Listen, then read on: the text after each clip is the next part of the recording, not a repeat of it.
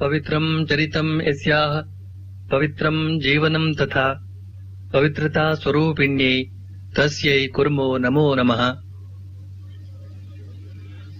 ಒಂದು ದಿನ ಭಕ್ತಾದಿಗಳೆಲ್ಲ ಶ್ರೀಮಾತೆಯವರ ಮಂಚದ ಸುತ್ತಲೂ ಕುಳಿತುಕೊಂಡಿದ್ದಾರೆ.